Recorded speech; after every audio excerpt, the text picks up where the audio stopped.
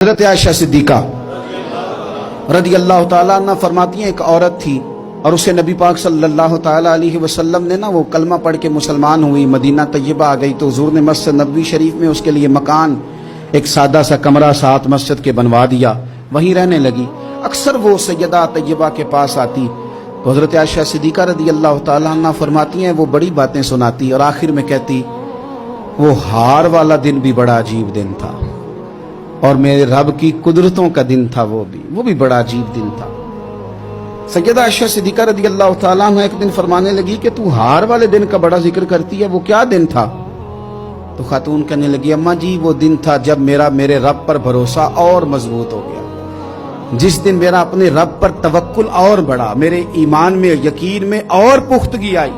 کہنے لگی میں ایک گھر کی کنیز تھی، نوکرانی تھی، اس گھر میں ایک بچی تھی جس کے پاس سونے چاندی ہیرے جواہرات کا ہار تھا۔ اس زمانے میں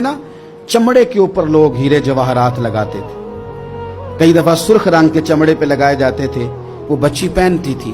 تو کہتی ہوں بچی کے اس نے اتار کے رکھا یا اس سے گرا وہ ہار تو چیل اسے اٹھا کے لے گئی گوشت سمجھ کے اور میرے سامنے اٹھا کے لے گئی۔ گھر والوں نے مجھ سے پوچھا، یہ بخاری میں موجود ہے،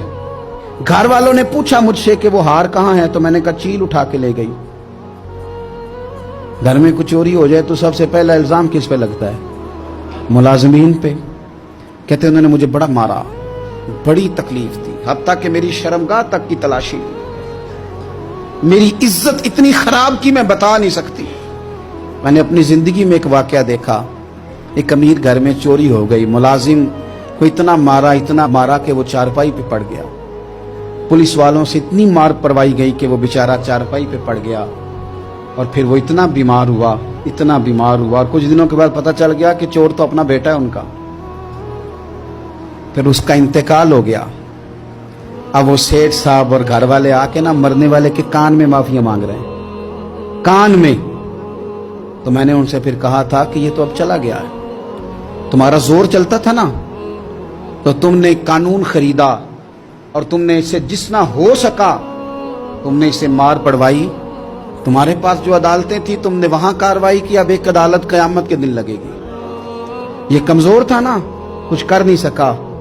میرے نبی پاک صلی اللہ علیہ وسلم نے فرمایا سن لو، اگر سینگ والی بکری نے بغیر سینگ والی بکری کو تکلیف دی ہوگی نا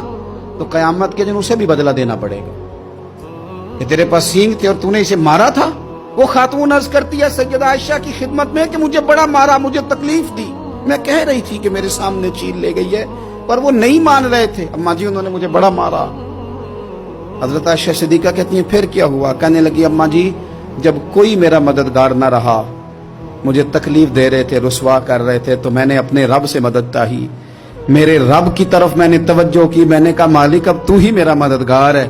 کہتی ہے وہ مجھے مار رہے تھے تو وہ چیل جو ہار لے گئی تھی وہی لے کے واپس آ گئی اور ہمارے سروں کے قریب لا کے اس نے جب اس ہار کو پھینکا وہ مجھے چھوڑ کے سائیڈ پہ ہوئے، وہ میری بے گناہی جان گئے، لیکن آپ کو بتاؤں اس دن سے میرا اپنے رب پر یقین اور بڑھ گیا۔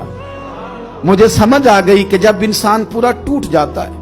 اور جب کوئی چاروں جانب اس کا مددگار نہیں ہوتا تو رب تو ہوتا ہے نا، اللہ تو اس کا مددگار ہوتا ہے نا،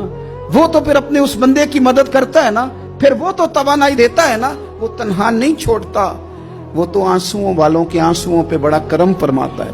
وہ تو قسم پرسی میں آ جاتا ہے، اس کی رحمت بڑھ کے استقبال کر لیتی۔